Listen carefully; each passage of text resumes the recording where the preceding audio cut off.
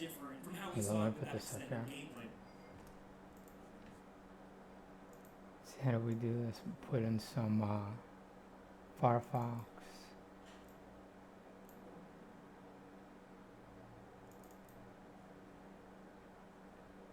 There it is. Alright.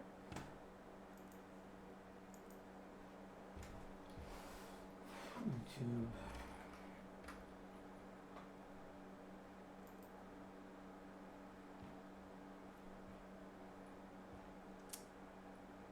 It's nice, you have YouTube, and you could hear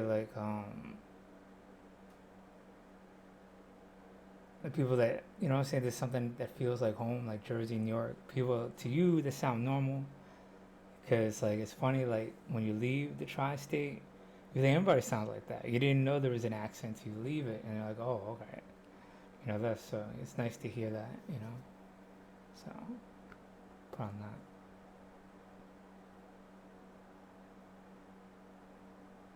I mean, you don't think about it, what I'm saying? But if you deconstruct it, you understand one when you hear it. It puts you at ease, you know what I'm saying?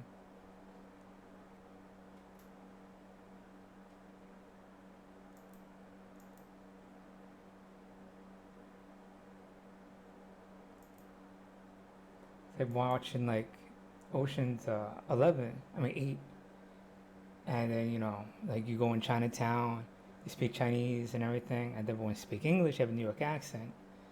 And then you come over here, and there's a lot of Asians, and it took you a little bit, sideways or whatever, because they don't speak English with the New York accent. It sounds different because that's normal to you.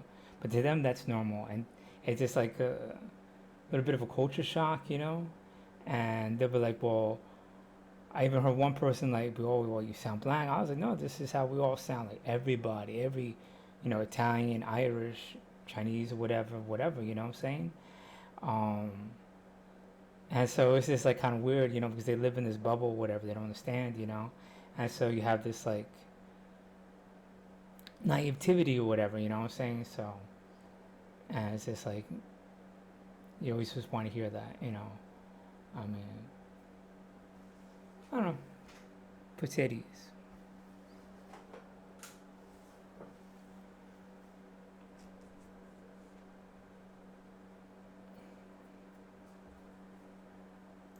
Gameplay video. However, let me go into this because some people would freak out and think, uh-oh, graphics downgrade incoming. While there was some illusion that the game does look differently, it's really just how the game is coming into its own. He said, and I quote, the demo shown last year was only a small fragment of the actual game. There wasn't a clear picture of how the game fits into an open world or how it fits into a larger image of the game. So there's a lot of stuff we didn't show yet. There are many things that we're still working on. I would say that the game is pretty different to what we showed last year, but there are many details that we are currently working on. Basically, it seems like what he's saying is that the game in its grander context, now that it's further along in development, is looking much different. And I would say what you can take away from this is that a lot of people thought that Cyberpunk 2077 looked like it was near finished when we saw it, but that was not the case at all. The game was still pretty early in development, so now things are coming along. Could we see a graphical downgrade? I don't know. A lot of people freak out about that stuff. Even still, if the graphics are worse, but the gameplay and systems are way more impressive, I'm okay with that. What's interesting in the interview is that he also really emphasized that there's a lot of stuff that they have been working on that they haven't shown off at all yet, like complete systems and how the game works. Apparently in the interview, in terms of influences, he actually brings I meet people from Jersey, there's half a dozen in about a block around here. I think one person told me everybody says they're from Tundra. I was like, man, I prove it like this. She's like, all right, I believe you, of course. Why would I fucking lie, man? Strange shit, man. Like I care enough about you to bullshit you. You know what I'm saying? Come on. Lady Gaga was going to appear in the game, some sort of motion capture sci-fi person, possibly saying, I don't know. But in this interview, they didn't completely deny it, but they did laugh about it and say, hey, if Lady Gaga's reading this, then maybe she should call us. So that might not be a thing. I did think it was kind of a weird move for them, but now you know. That wraps up the Cyberpunk 2077 news segment that I feel like we always have on the show. But let's talk about something else now. Assassin's Creed Unity and how it made a little bit of a comeback. I didn't bring it up on a previous show, but after the Notre Dame fire, which was a terrible, shitty thing for the world to experience. It was like a building you just always thought was going to be there. And while it did survive the fire, the renovations are going to be so intense. It totally sucks. As you probably know, it did make headlines. Ubisoft did Oh donate wow, it money collapsed. to the project, but they also released Assassin's Creed The Unity rose available window. to download for free on PC. Just kind of like as a, hey, look, we have... Well, that just makes sure that every cathedral you high-end photograph, digitally scan it, People really embrace that because the Hollywood Reporter reported that apparently turn 3 it into a million blessing. people have since downloaded the game. That's Preservation. huge. I think this story captured the world. I mean, what happened during World War II when you couldn't digitally scan it and reconstruct? And are we going to downplay our ability as artists that we can't reconstruct things? I mean, some people are preservationists, as is, and some people are want to reconstruct it.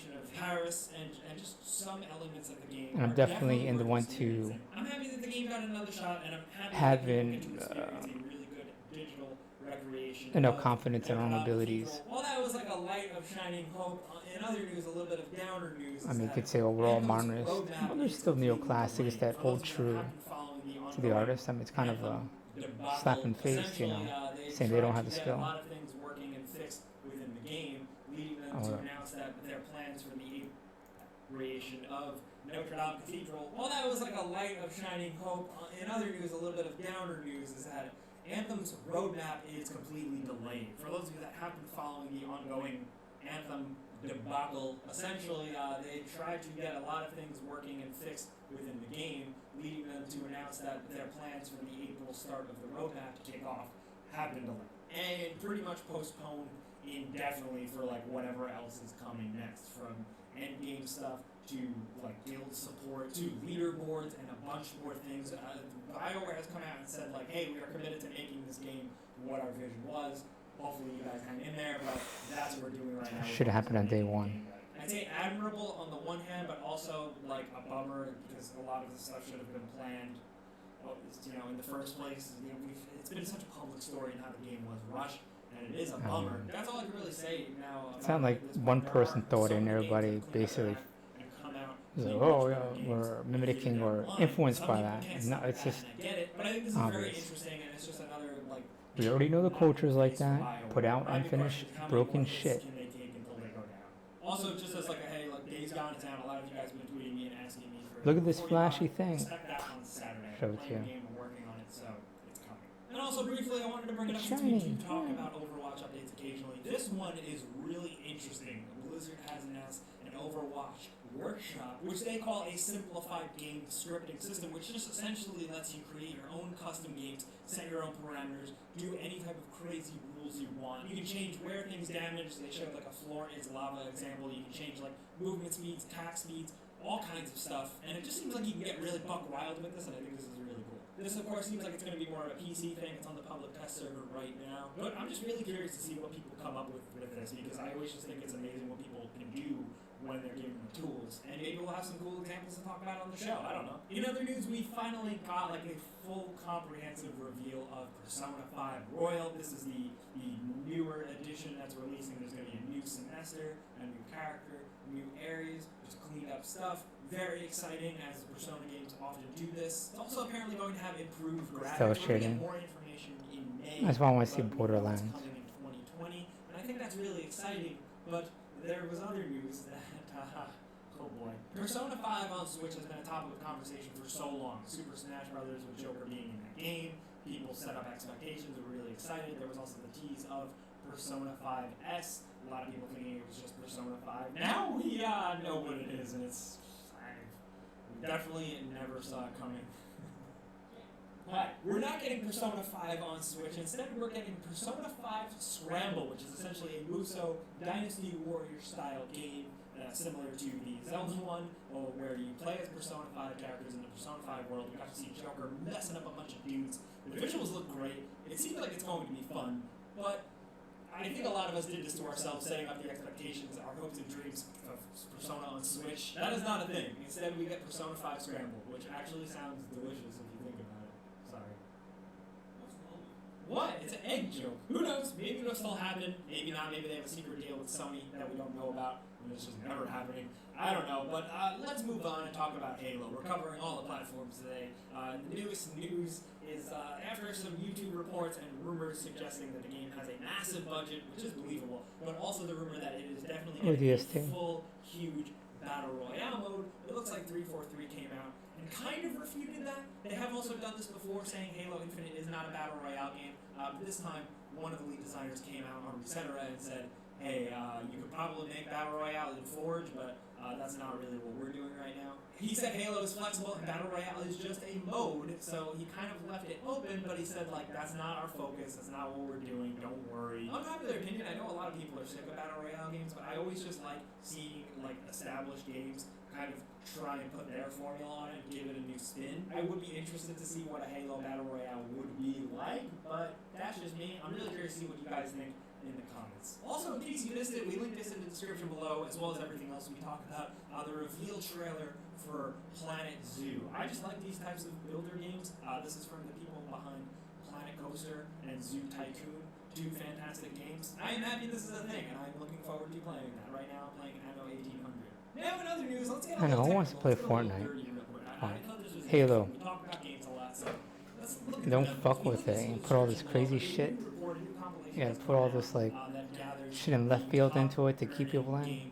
Just do it right. Boom, have it a mode, and then you have the regular hater stuff. I don't really want to get into those, but the ranking is just interesting. So good number campaign. one is Tencent. Tencent, of course, we've talked about a lot. Giant Chinese corporation. They're up there because they do own a lot of other smaller things, but also they're huge in China. Mobile gaming is huge in China, so that's why I assume they're killing it. Tencent, as you know, is getting in on some of that Epic Games Fortnite action. Second, believe it or not, is Sony, with right behind it at third, Microsoft. Even though mobile gaming is such a top earner like that, it's cool to see that like the regular guys are also still up in the top running, because number 4 is Apple, and Apple, that revenue comes, you say, where does that come from? That comes from their mobile game store transactions, the cut they receive. It's huge enough that they're number 4 on this list. Number 5 is Activision Blizzard, which they have a lot going on, but number 6 is Google with the Google Play Store, similar to how Apple is. Just talking about the interesting ones, number 8 is EA, which I actually thought would be higher on the list, considering how much they focus on just earning money, like almost to their detriment, as you guys probably know. I just expected them to be higher. Behind them at number 9 is Nintendo, doing pretty okay, I guess, because they just kind of sell games in the traditional sense. Bandai Namco is number 10. Number 11 is Take-Two Interactive, which you can probably chalk a lot of that up thanks to the NBA 2K franchise and Rockstar. The list goes on and on from there. I could talk about this stuff forever. Konami's up there in the top 20, probably just because of pachinko machines, definitely not because of Metal Gear Survive. But like I said, it goes on and on. It's very interesting if you want to read up more down there. Just some interesting perspective of where things are at. Now, before we go, we have 2 things linked in the description that I want you to check out. We're currently taking submissions for both Days Gone glitches and Mortal Kombat glitches, if you guys find any. I haven't seen any. I love that game, but I just haven't seen any. There will be 2 forums in the description below, so if you come across any glitches in those games, if you like, send it to us for a chance to possibly get it featured in a video where we react and laugh at them. Good luck, send us anything you got, we're looking forward to that, but we also got to do that console giveaway we do every single week. You know how this goes down by now. You click the link in the description below, you sign up to enter, you enter once, then you're entered for good, and then every single week we go in and randomly choose one person to win a free console of their choice. And this week's winner is gonna be...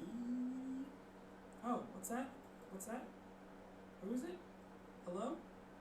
Hi, it's for you. You won. Congratulations. What am I doing? I'm so tired. I need more coffee. What?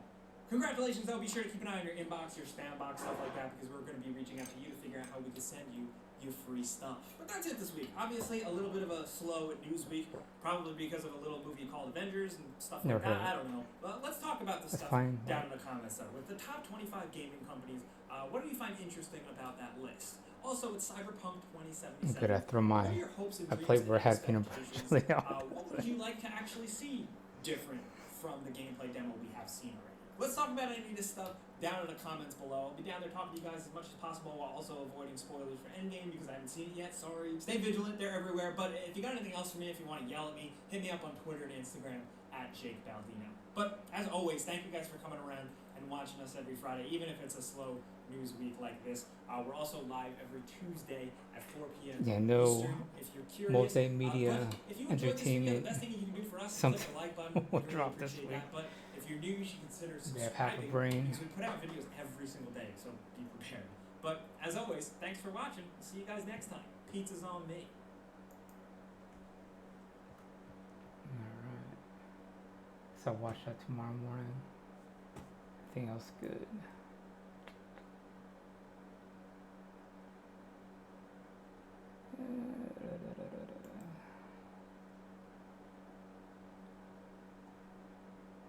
Ten questions we need answers after watching.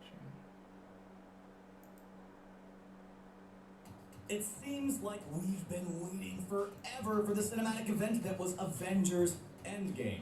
But it seems like for every fan theory confirmed or question answered, a new one I got a popped good up chunk to of it, take right? its place. I like how they just When that happens, eased into if you Professor left the Hulk. theater with some Like, lingering all this doubts crazy plaguing shit. your mind, Now I'm you're here. not alone. What's up? Today, we're going to be talking about the questions we still need answers to after watching Avengers Endgame. But I'll tell you one thing for real, like, I wouldn't say I'm a narcissist or whatever. Loki. I definitely have Going into certain Avengers elements of Endgame, that. it was safe to assume a few Definitely things, not, like that there'd be but I'm some purely pop told culture not. references, Which, some snarky thank God comments, I'm and not. that the decimation would be But undone. I'd be lying if I said I wasn't subconscious about my shoulder brace. I always covered up. Really sad. Now I'll That just being sort of said, we have to be admit okay with being it. less than certain about the fate of those characters who perished outside of the decimation itself. Characters like But let me Heimdall, put it to you like Vision, this. Gamora, and of course. I didn't do what I did and grab my wife and roll, she'd be dead. And I'd rather have a fucked up arm for the rest of my life, for someone to have a life, basically came uninjured,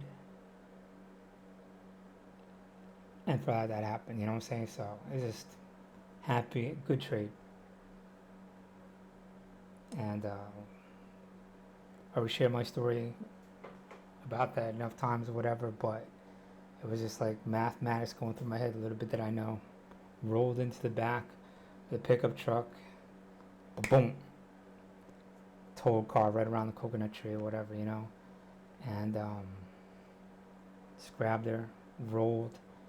Like I saw it coming, like I had a half a second, but thank God, you know, trying to wake up my brother-in-law, you know, who was down in Tahiti, and yeah. So as I was trying to wake him up with her, bang on the window, whatever, thing just got whipped. It's cracked open. Asked them if I could weight lift on it again. They said, yeah. Probably not be like 500 or whatever pounds benching, but I could definitely weight lift on it again. But it jibs out, you know, sometimes unexpectedly, so no big deal. But this is what it is, you know. That's a true story. But yeah, I mean, like, cause you gotta understand, it's the force. If she's like over here, and the back of pickup truck's over here, coming to a sudden stop, boom, it's like that. So if you increase the surface area, you already press up against it, you know, spreading yourself out against the back of the window, and you're holding her like this, you know, and that's when it snapped back, whatever, and you wrapped around her, whatever. So using you as like a cushion, she pushes into you, and then you see like the back of the pickup truck like that, where her body was or whatever, it's completely totaled. But I'm lucky because all I have was this arm and whatever, but that quick, you know what I mean? Very simple. You know what I'm saying? So, very small price to pay. But that being said, I'm not really highly concerned about it. So that's one thing my takeaway from the movie, you know what I'm saying? Because people are just like, and my favorite color is green, obviously. It's specifically jade or emerald green. But ever since like high school. So I think one of the reasons the Marine Corps chose me was like, oh, because every Marine is a shade of green, either dark green, light green, or whatever. And it's just the color of the Marine Corps. And but it was, you know, it's color of life, color of money. Yeah. And of course, you know, I had a few Irish friends there that was like, Oh, green, yeah, of course. How can you not like emerald green? It's beautiful, you know what I'm saying? So, but that's where it's from. Color Life, Color Money. Yeah, I don't know. So you can have, so I have this like connection, you know what I'm talking about? And I'm not gonna say anything more, whatever, but it's just like you see that and be like, all right, you know what I mean? But it's not like I dove on a grenade just one person that you just see it and you react, you think about it and then you shake it off. You're like, nah.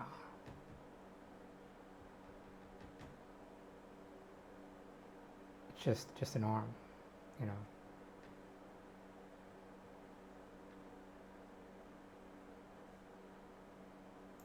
Of course, Loki. Scott Lang might not have gotten up close and personal with Thanos like many of us thought that he would, but he did get close to Tony Stark's heart. So close that he stopped it momentarily, which ended up with Loki getting a hold of the Tesseract and vanishing. So, we're assuming that means he's still alive somehow. But where was he and why didn't he show up for the final battle? Is he still a good guy, or does all of the character development he did during Thor Ragnarok and Infinity War not actually count? If he was good, then surely he would have shown up in the ultimate fight against Thanos. But if he's still deceased, then why show him grabbing the Space Stone and disappearing? New Asgard. Speaking of Thor Ragnarok, who could forget the happy ending when Asgard burned to the ground? Good times.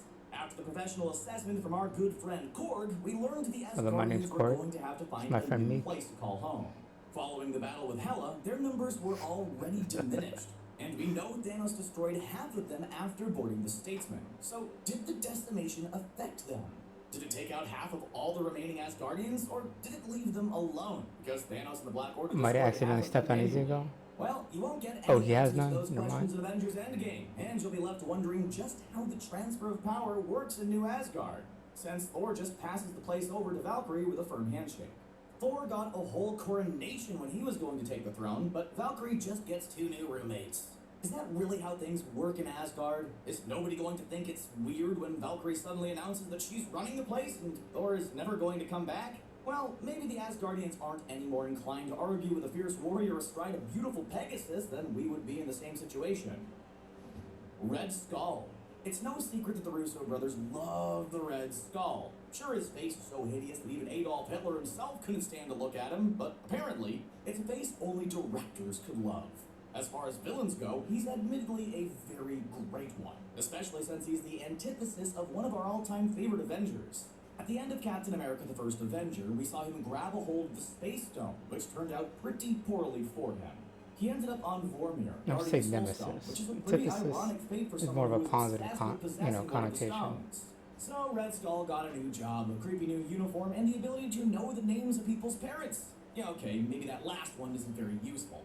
The Russo brothers claim that following the events of Infinity War, Red Skull is free to pursue his goals elsewhere. So, where is he?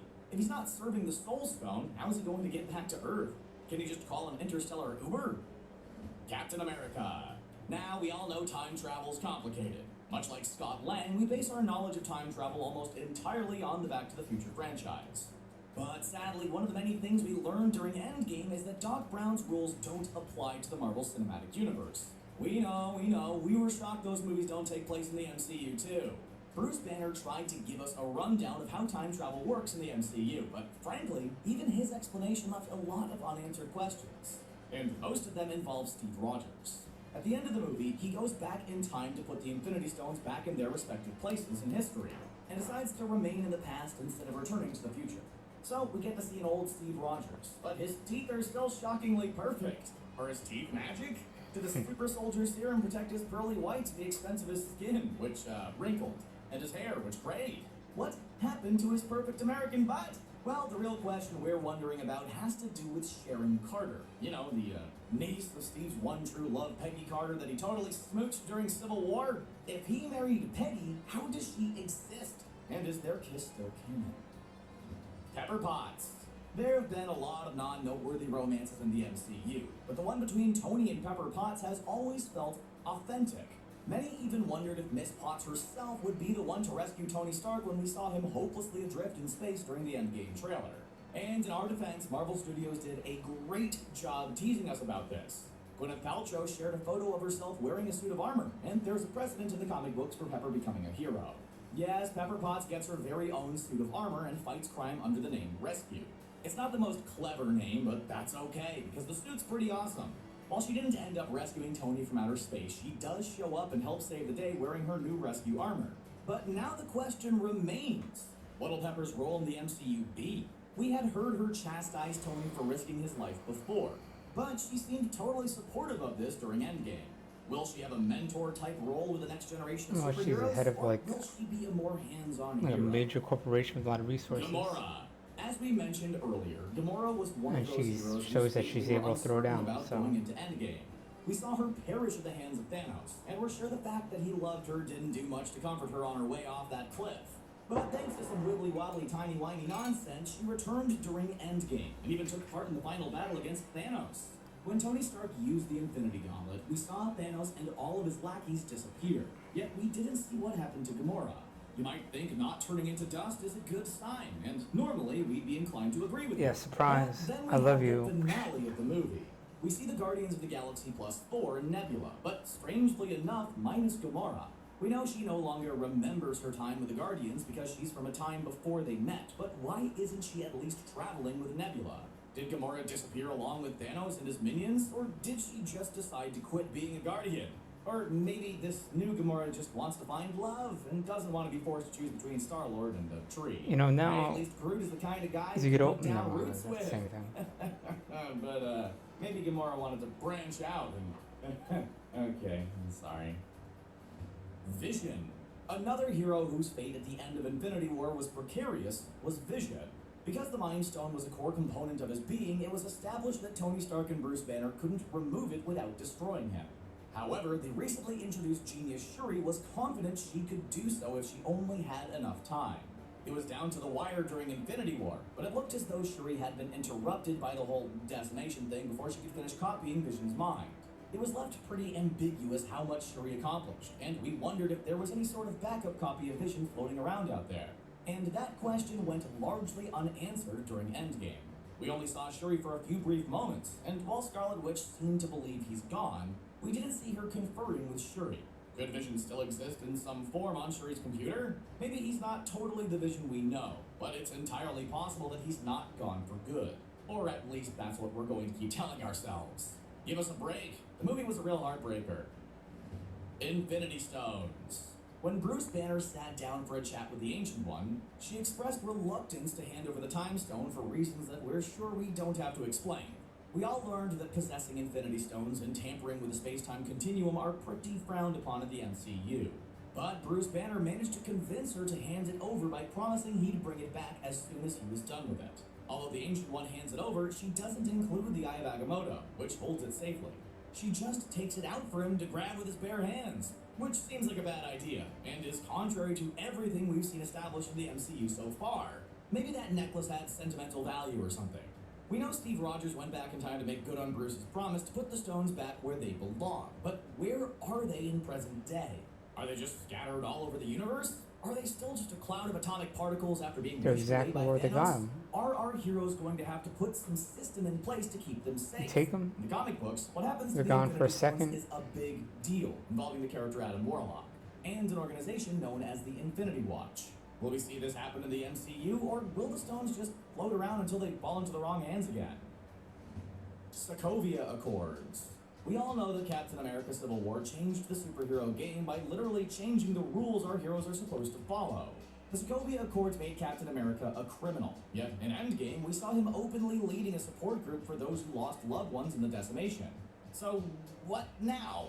Sure, the decimation has been reversed, but we now have more highly powered heroes than ever before. They have a woman known for punching apart spaceships and time travel on their side. So what are the new rules? Are superheroes still expected to be registered and controlled by the government? Or is that rule going to be done away with in light of the whole saving the entire universe thing? We know this might sound like a mundane detail, what with the aforementioned spaceship punching and everything, but it's a real concern. How will the events of Endgame influence the public perception of superheroes and the legality of their existence? Does restoring half of all life in the universe mean our heroes get a mulligan for the events of Age of Ultron and Civil War? missing. Following the decimation, it's understandable that everyone wants to check in on their loved ones. Scott Lang was anxious to know if his daughter Cassie survived, yet seemed remarkably unconcerned about his ex-wife and her new husband. Not that we were closely monitoring the Endgame IMDb page or anything, but it was big news when new actors began popping up on the cast list. One of these names was 13 Reasons Why star Catherine Langford, and immediately we started wondering who she would be.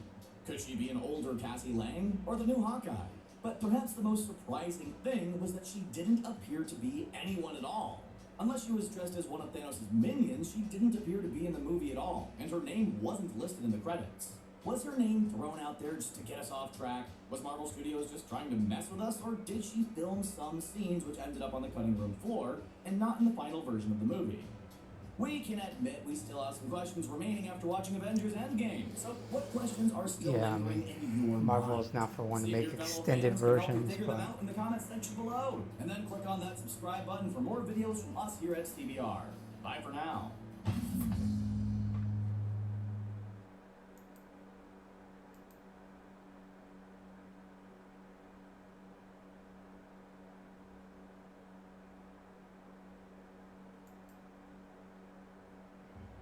So the wait is finally over. Endgame is now out in the wild, and many of you have probably seen it. Hopefully you have, since in this video I'm going to be discussing what the heck happened at the end of the film and what it could mean for the future. So basically there are I'll probably watch it spoilers again. ahead, ladies and gentlemen. Just to the end Seriously, art, I not cannot there's no end stress credit scene, enough but that there are I spoilers walked here. out. Please do not watch this if you haven't seen it. If you have, or just don't care about spoilers for some reason, then sit back and relax as I'll explain what happened at the end of Endgame. Okay, so this is now your absolute last chance to click away to avoid spoilers. Good to go? Then let's begin with the snap. Not the first snap, the second one. The one that Professor Hulk fired off once the team had succeeded in gathering all of the stones from across time. This single action brought back every single living thing that had been dusted by Thanos in Infinity War, including some birds that Scott Lang got to marvel at. The celebration was short-lived, however, as the 2014 version of Nebula had brought forward in time 2014's Thanos and his fancy ship, Sanctuary. This is pure time travel shenanigans, which you may be thinking, hey, wouldn't that create like paradoxes and stuff, since now Thanos and crew aren't around in 2014 for all that Phase 2 and Phase 3 stuff that they did? Well, it seems that the rules of time travel for the MCU, as explained by Hulk earlier in the film, stops that from happening, as messing around in the past doesn't change your past, since it already happened. And if you changed your own past, you wouldn't wind up going back to change it, creating a paradox. Instead, all that changing the past does is create a sort of alternate timeline. Think Back to the Future Part 2, the whole alternate Biff timeline thing. Kinda like that. So anyways, Thanos came forward and just devastated Avengers HQ. He then faced off against the main Avengers Yeah, so they didn't trio, change the Iron past, Man, they changed- Captain America, and Thor, and nearly They had changed them what it- dead to they just rights, reversed what until the most epically Alright. awesome thing to ever happen in the history of ever happened. Magic portals began to open up behind Captain America, bringing together every living hero, both previously snapped or otherwise. Even smaller heroes like Cord and Wong showed up to kick some butt. Heck, even Pepper Potts made her big debut as a proper hero in her rescue armor. An amazing battle followed, which, I mean, I don't really need to explain, right? It's an awesome sequence full of pure Yes. action-y goodness. The This battle leather ultimately comes down to Thanos gauntlet versus that holds Iron Man, my just shield like in Infinity War. strong This enough. time, though, things go a bit different. Thanos, believing that he now possessed the stones once again after gaining the new Iron Infinity Gauntlet, as I'm choosing to call it, goes to snap his fingers. But Iron Man dives at him. There's a short tussle, then Thanos throws him off, and after a line about being an inevitability, he snaps. And nothing happens, because during their scuffle, Stark took the stones, and thanks to his nanotech suit, was able to use the stones himself to snap Thanos and his army out of existence. This exacted a heavy toll on Stark, as the power of just one of the stones could destroy a planet on its own, and Tony had just used 6 of them all at once. Stark took his last breaths Why there didn't, like, on that battlefield, as War Machine, Captain Spider-Man, America and say Pepper something Potts like, watched "Flame on," or tearfully.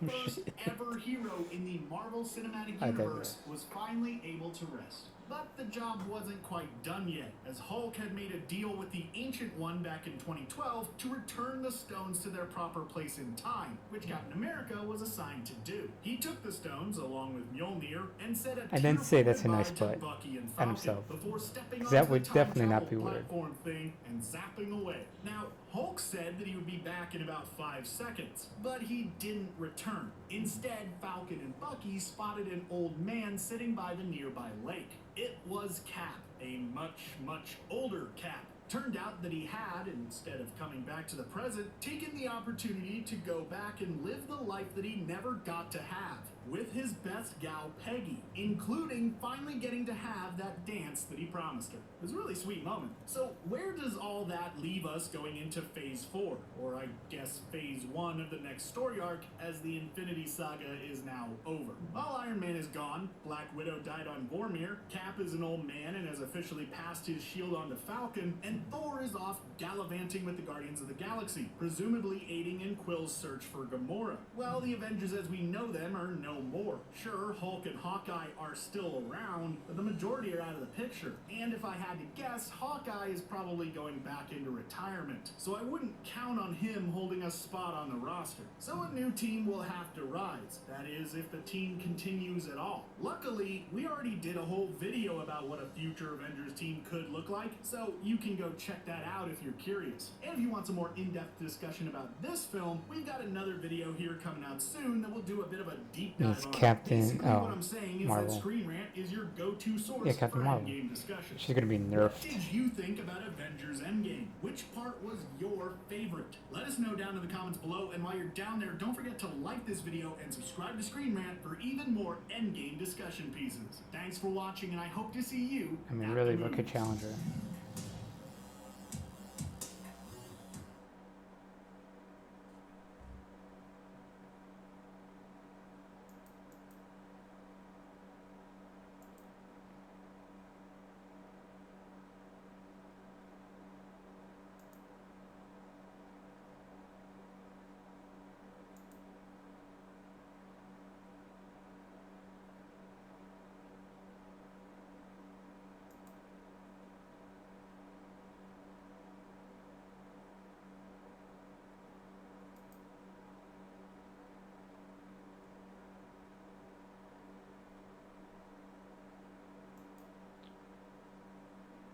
As satisfying as it is to piece together a shiny new gaming PC or unwrap a lovely new console on Christmas morning, He there's no stole denying Tony how Stark's convenient hoodie. it would be to be able to just load up and Just play saying. your games from anywhere, It's a good hoodie, even if though. you're using a system that isn't all that powerful.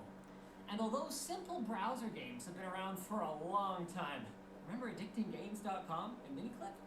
Running anything more immersive or powerful has typically required some kind of dedicated hardware.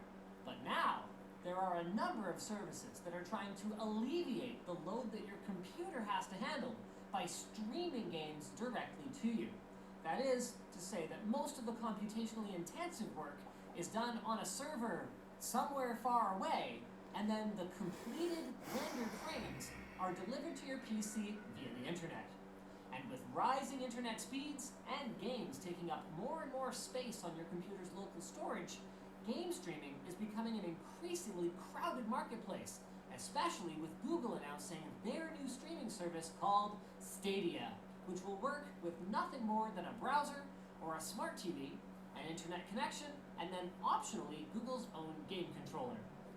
But as much buzz as there's been around it, there are a few things that we'd like to see from Stadia to help propel game streaming more to the forefront.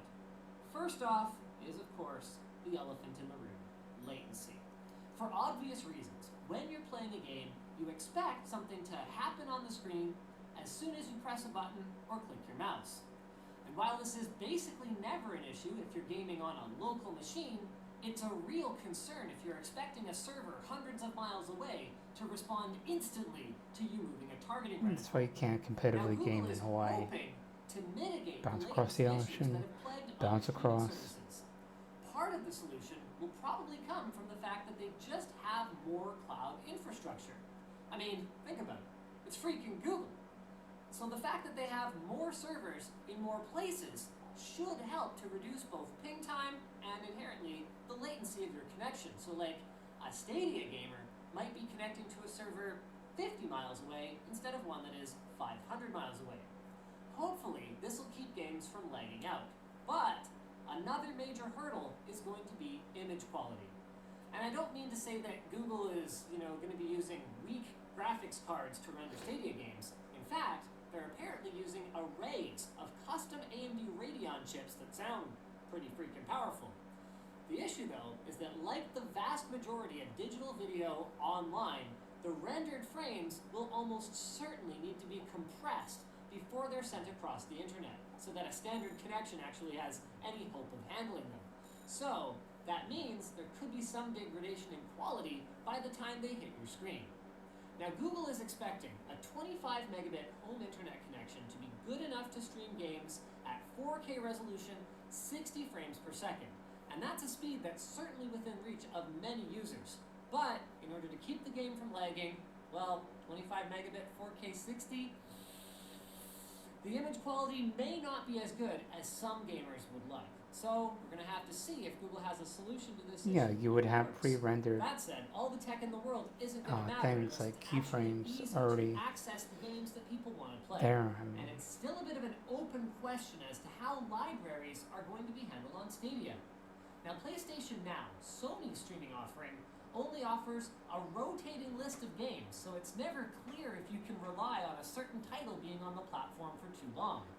GeForce Now from Probably NVIDIA with like a only neural supports net certain machine games learning. from Steam, Uplay, and Because as you Battle.net, play, and certain has been behaviors in and movements invite-only beta for a are going to very crop long out time, and repeatedly, Play, whatever. while So fairly you slick, press a button, has a fairly expensive monthly more fee. than likely With the amount of 80% storage and connectivity of Google offers, known however, the hope is frames, that movements Stadia gonna come will up, not only have a and you have large that library of pre-already games to pick from stacked at a for you. reasonable price, be it a la carte We all or think by we're all subscription, different, all unique, but that it but will also give not. people the ability to bring know. their own games in and run them off of Google servers. Or at You least get grant to access to those same area titles, so that A, gamers won't few have to things are pay gonna happen. again for a game that they already own. One thing standing in the way, though, is the fact that unlike PlayStation Now or GeForce Now, where games will run just natively as is on the servers, Stadia is an entirely new platform built on Linux, meaning that many titles will have to be ported over in order to work. And game ports take both time and resources to do properly. You can actually learn more about that up here. What that means in a nutshell, though, is that it's possible that this issue will affect what kinds of games will be available, as well as which previously owned games users will be able to bring to the service. And of course, we'd also like to see streaming platforms other than YouTube get supported. It's an open question at this time as to whether Stadia will allow gamers to stream to Twitch, since it's in direct competition with YouTube, which is, of course, owned by Google. But to be fair, there are some cool YouTube-centric features in the works, including the ability for a Stadia user to start playing the game being streamed with the click of a button, or even join the streamer's game. Even with all these questions yet to be answered, though, it's certainly exciting for an absolute titan of cloud computing like Google to finally throw its hat into the streaming ring. My only hope is that it's not so good that people will just stop building gaming rigs altogether. Otherwise, we're going to run out of video ideas pretty quickly. Well, yeah, you gotta try and see what the bottlenecks are first. Speaking of streaming things over the internet, check out Private Internet Access VPN. PIA hides your true IP address and allows you to bypass geo restrictions and censorship by making you appear as though I'm gonna you're try my- connecting from somewhere else. And what's cool is you can use it on up to 5 Okay, that's devices good. at once with a single account. Get a PIA game in, helps prevent probably attacks pass by out. blocking unwanted connections.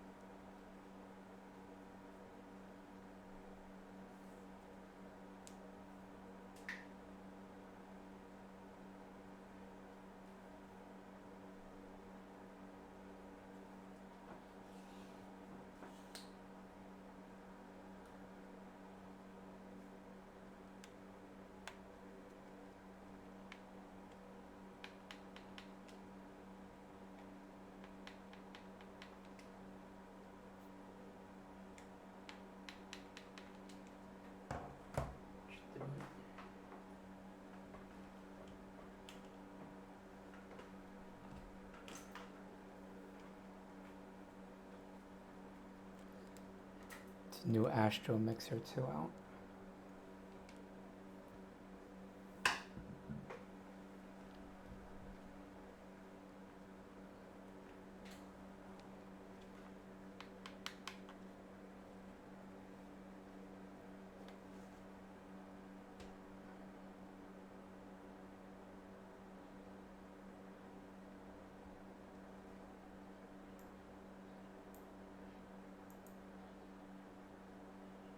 Let's see.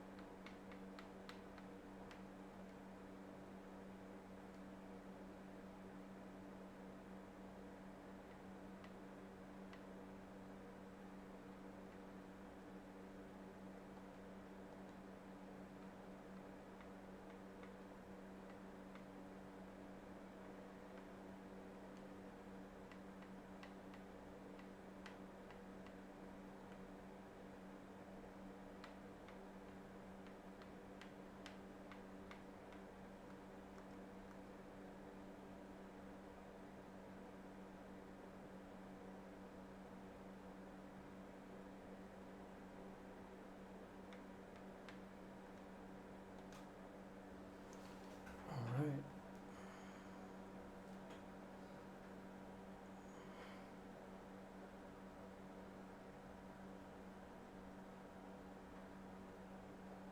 It's like when you're walking down the street sometimes. You gotta walk fast and you stop. They change direction so people don't follow you, you know. It's like walking up behind you, then you just like, and they stop and you make it look like you're going this way, make it go that way. It's like, not that I had to do that today, but at 1 o'clock in the morning, I don't want people following me. You know what I mean?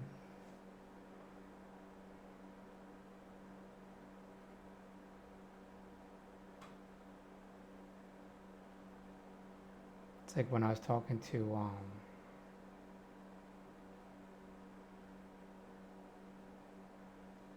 the person that was doing the audit or whatever, like she knew, what knee was injured. I was like, and like her next like sentence out of her mouth was, I like when people don't recognize me. I'm like, okay, you don't know if it's like this person's psychotic or what, but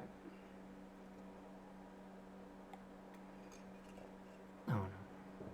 But this turns out the person's very well informed, like a index of movies,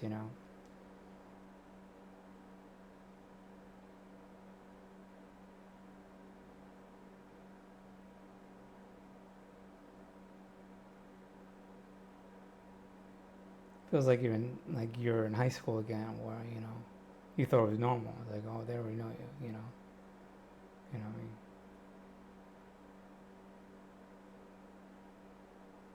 I mean? But, and I keep telling people in Jersey or whatever, I was just like, you really just think it was isolated to the shore or to these few towns? I was like, it wasn't.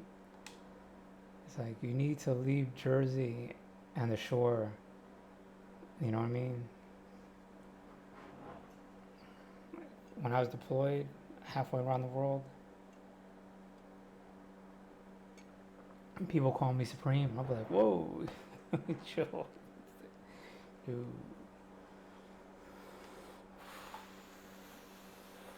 I don't want to have another conversation with my command again about all that, you know. And they're like, no, you gotta be bullshit. I was like, I'm not bullshit. I was like, I've seen the world a little bit. I've seen what they thought of us. It's like, not trying to exaggerate. It's like, but I think in their head they don't want to believe, you know. No, and I know it's from now. It's a little bit of racism or whatever, but and people lying to them outright, you know. And agencies sort of conflicting too. You know, you got the military, then you got like civilian intelligence. You know, at odds. One's geared to fight wars. They get those people. The other has their own agenda. You know, it's very regional to that area.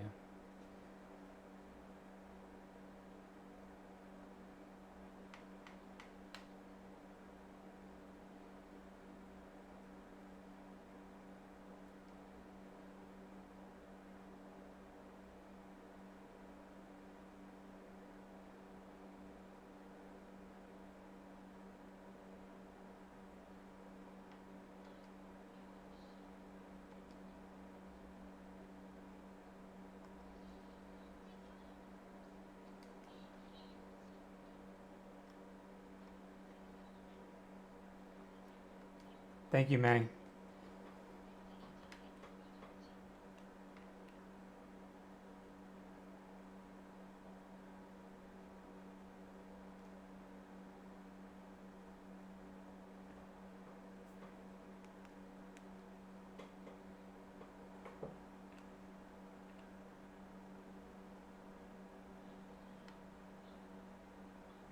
All right.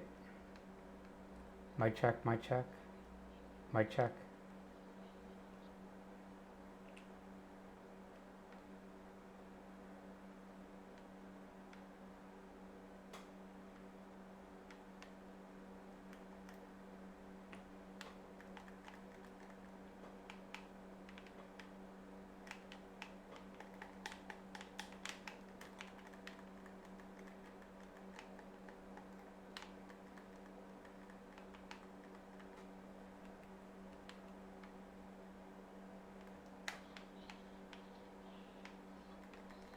What's up, people?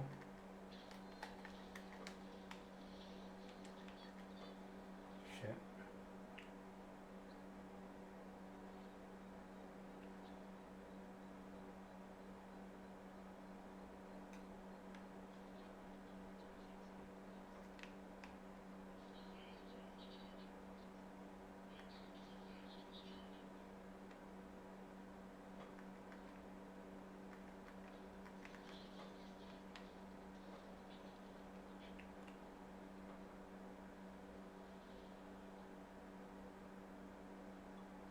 Mic check, mic check. Mic check. Mic check.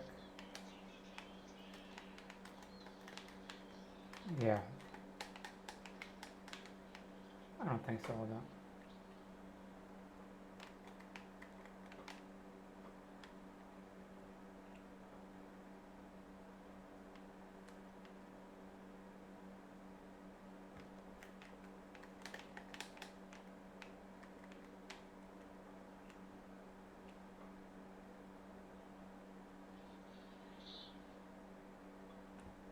Mic check, mic check.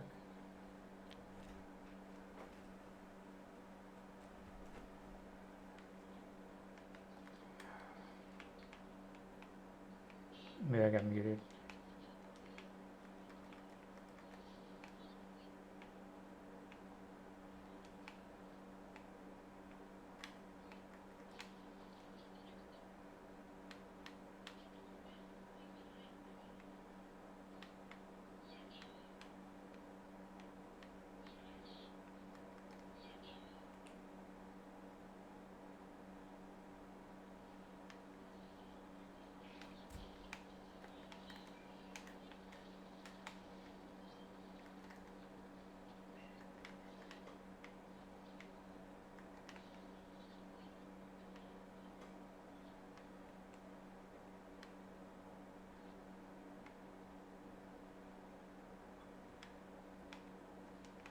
Microphone check.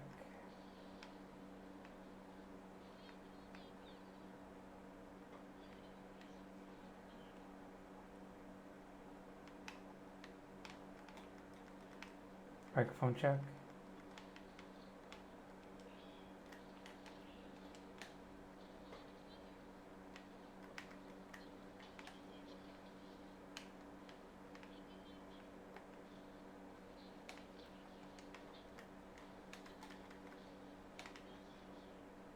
Thank you.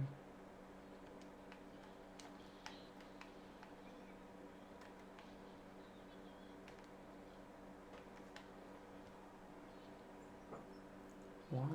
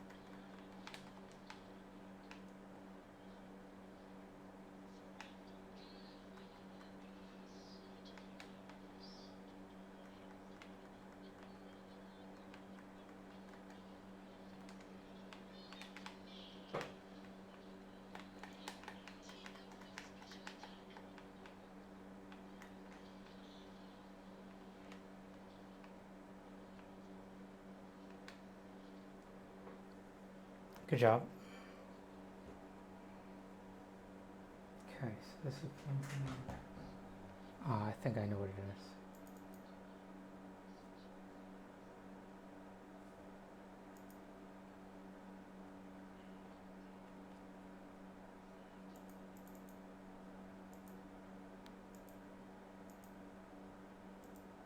Microphone.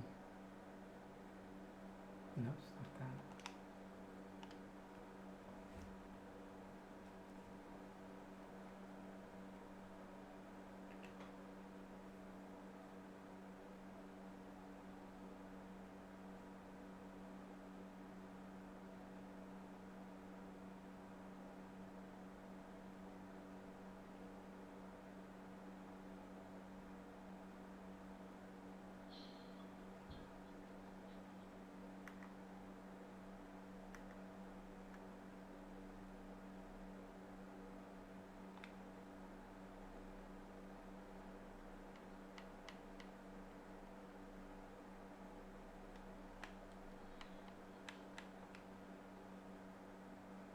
Microphone check. Microphone check. You all can hear me? Throw me a hello if you can hear me.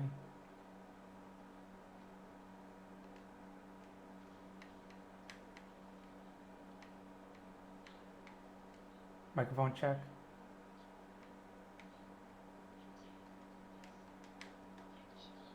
Microphone. What is up, people? How we all doing?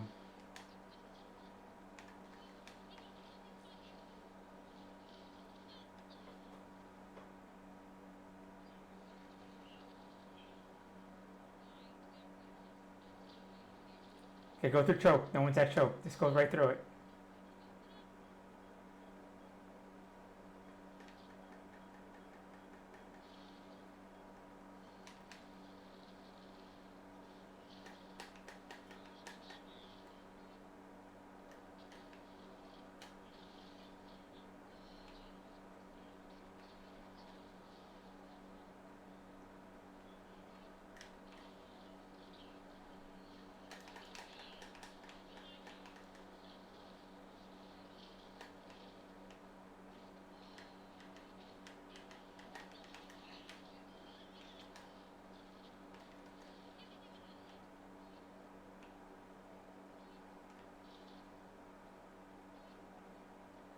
May doesn't seem to like me. That made her trap her own stuff in.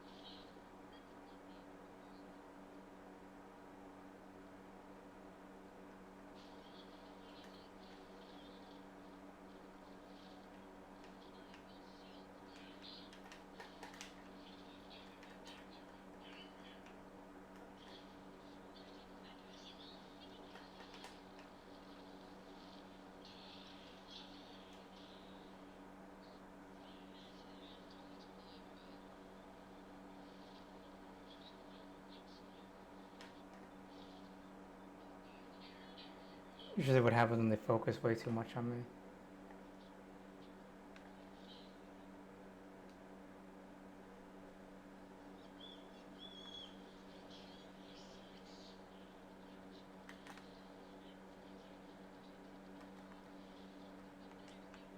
They have like no ults. Come on, let's push right down the center. Paul Templar, Brigitte. Brigitte.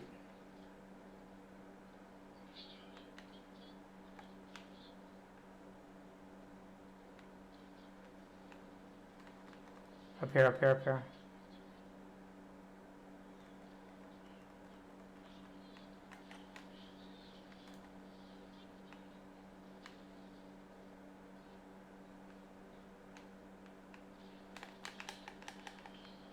Okay, they're down. We're going down. We're going in. Ready?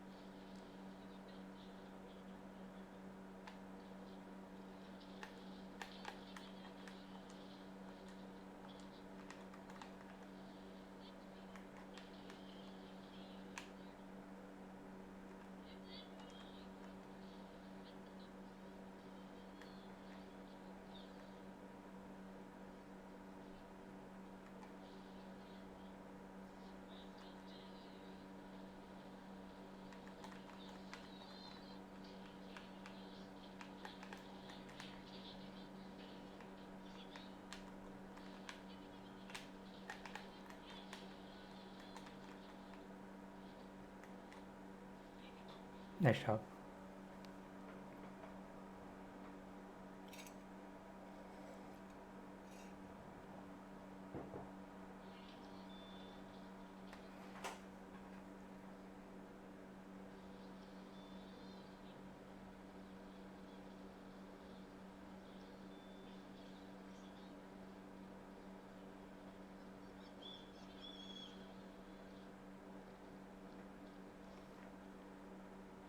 Astro Roar, what is up?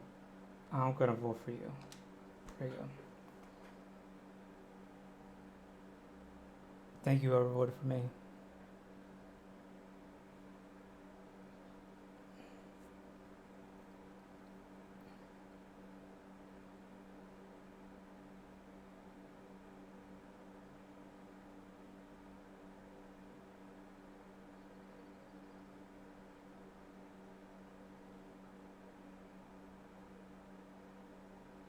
Make sure to wash my butt so everybody can kiss it.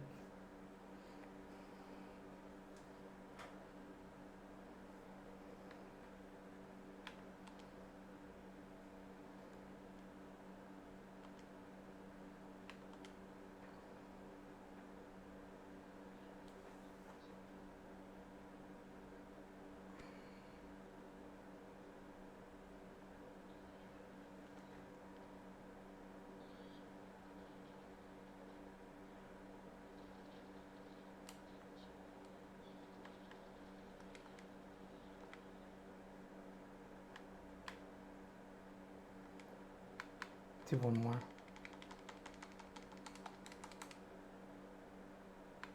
Oh, okay.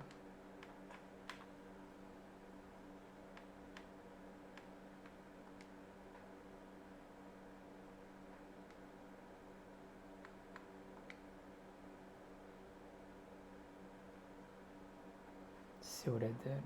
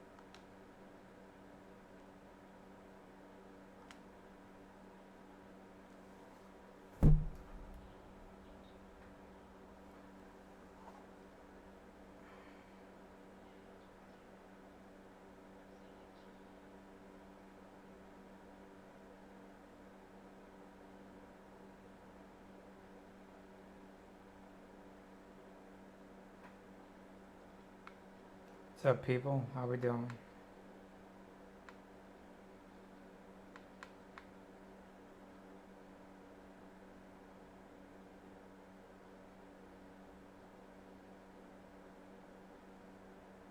We already have 3 DPS. We need a tank and a healer.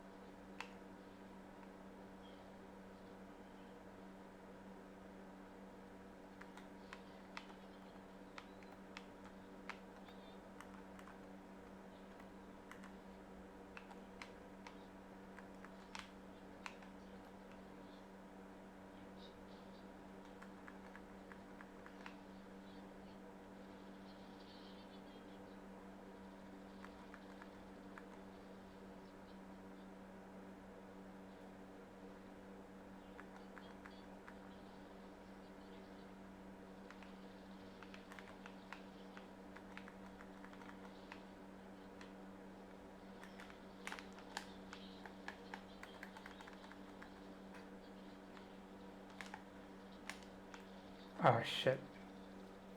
I thought I could risk it.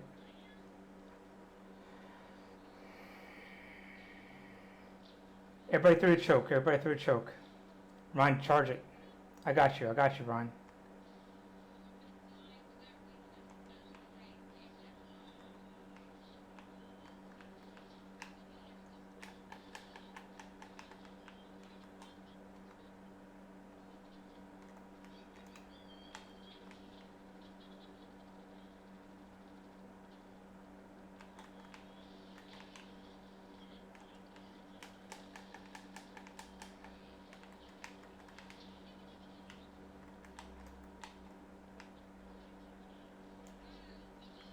Oh, that's all late. Come on.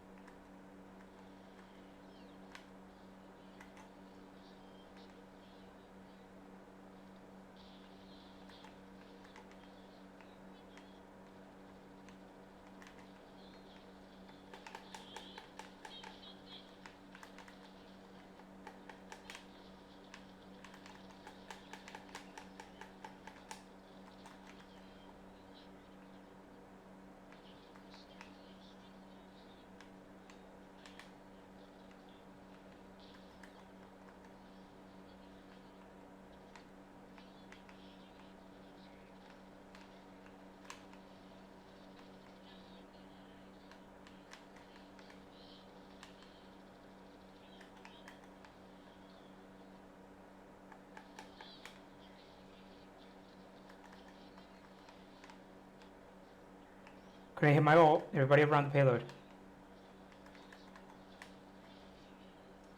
Okay, 1, 2, 3 my ult.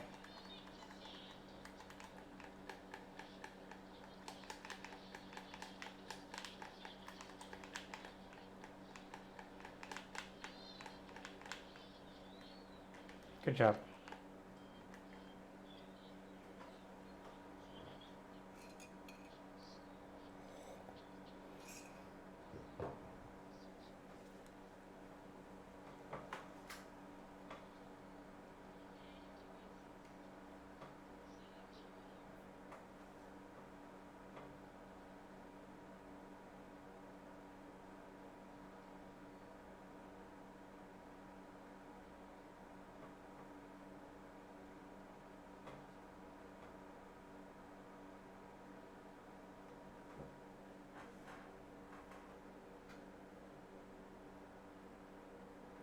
People always ask, like, what did I say before I went into the Marine Corps? To everybody back in Jersey? That's what I said. That's how I prevented people coming after me. I really did want them to make the best of their lives.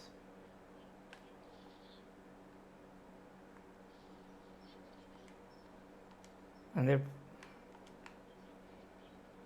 that's how you destroy a gang. And I was thinking all night in the jail cell when they were going to release me, how do I stop it?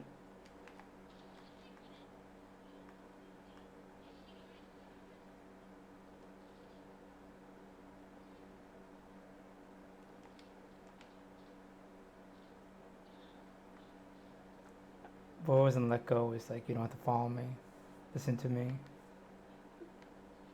have any kind of loyalty to me. This is why we exist, for you to have a better life.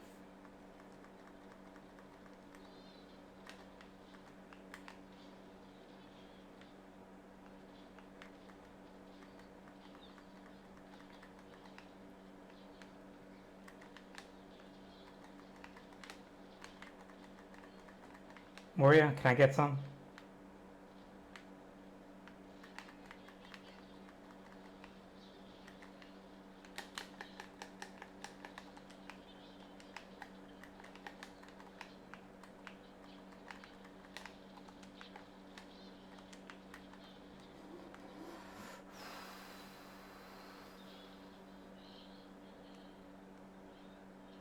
Can we contest?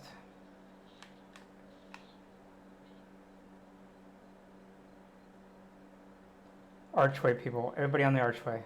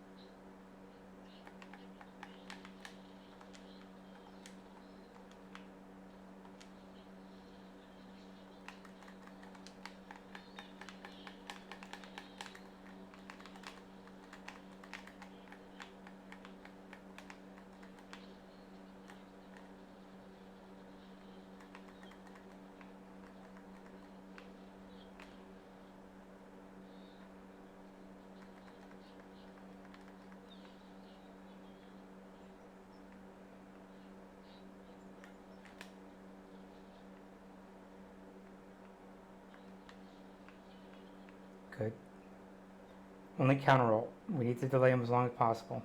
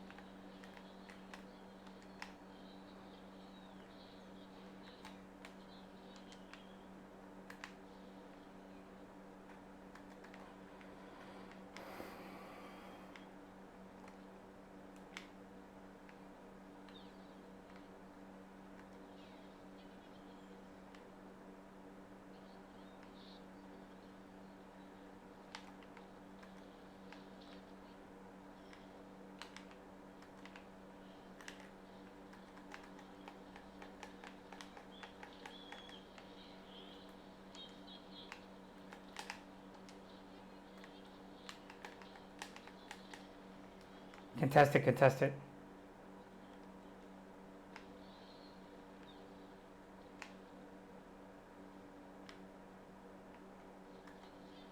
Contest it, contest it.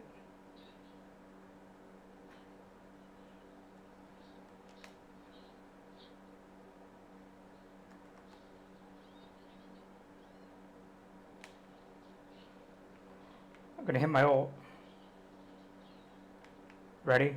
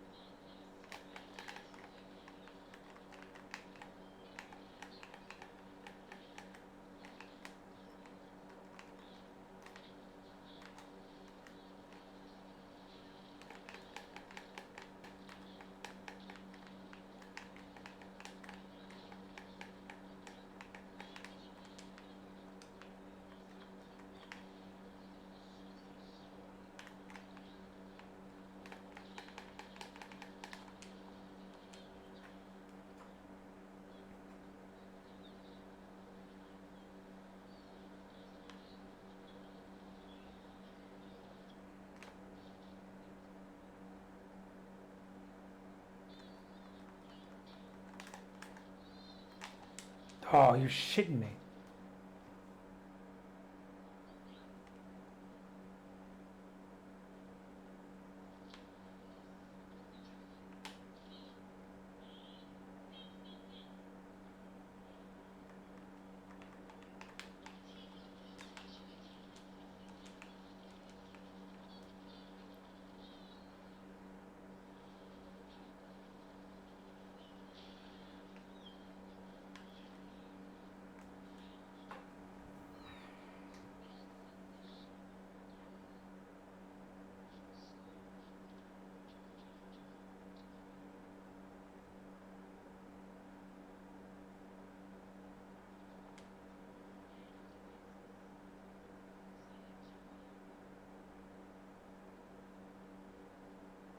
Choose your best character.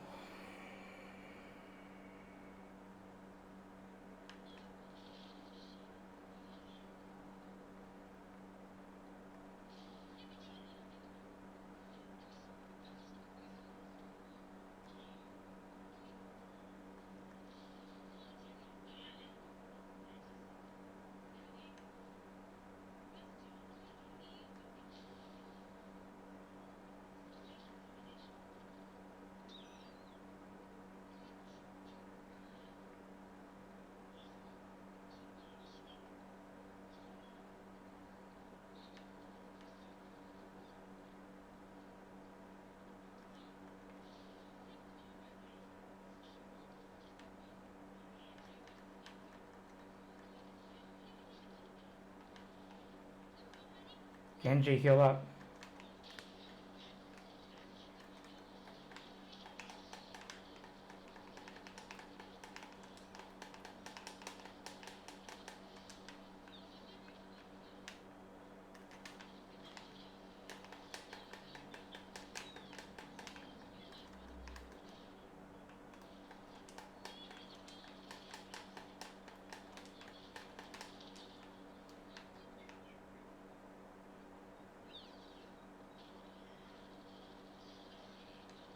Contest it, Orisa. Archway, everybody on the archway. Hold up at the archway, don't contest. Pull back, pull back, pull back. Archway, everybody on the archway.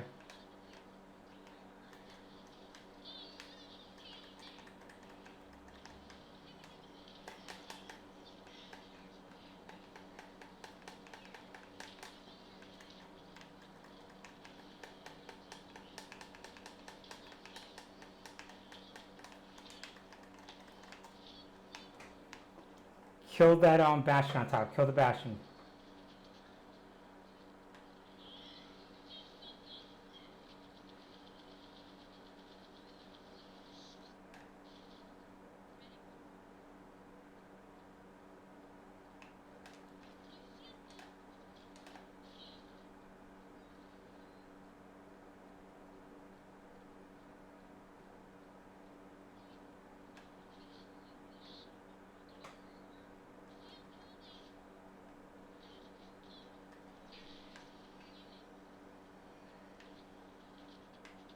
We have to kill that Bastion.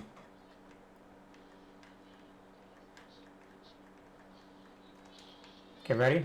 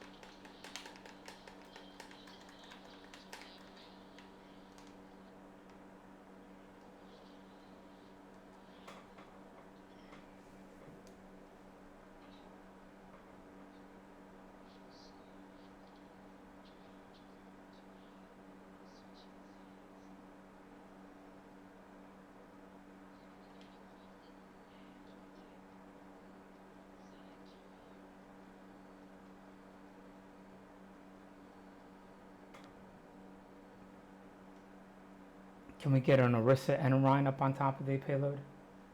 We don't need a Widow. We need something with high damage. It's going to be fast moving. We need it to be fast moving Flying Penguin.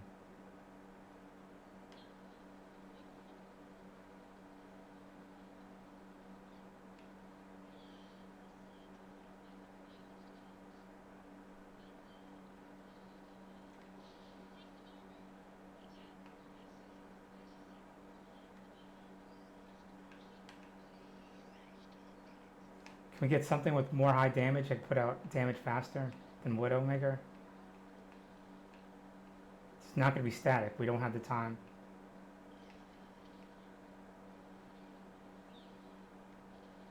Something that could move as one with the team that we don't have to constantly defend. We just want to defend the Bastion. Okay, come on.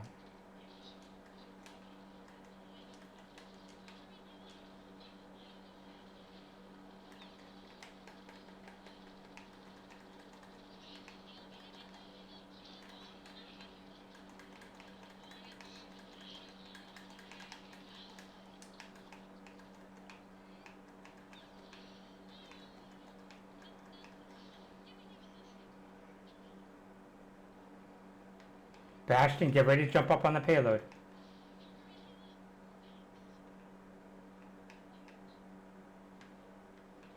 Give her up.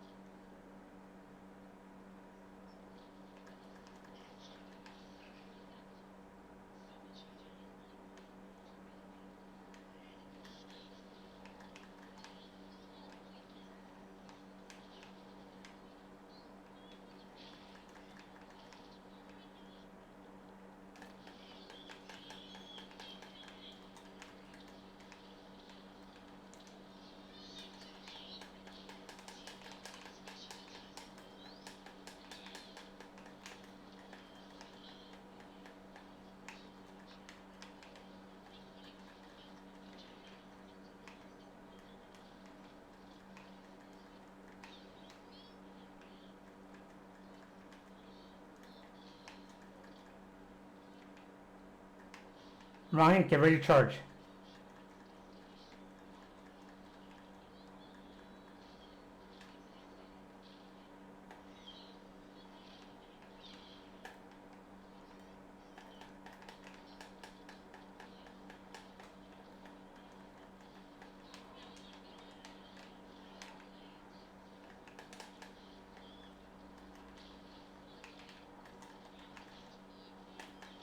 There it is, we got it.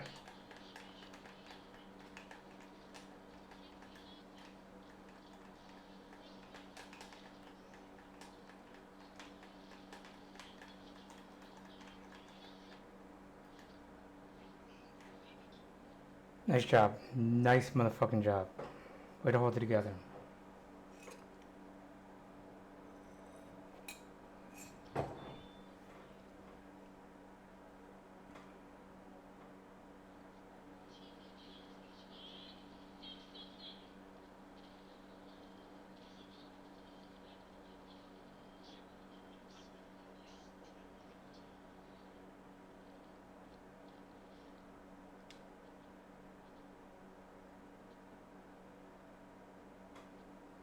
All right, thank you for voting for me.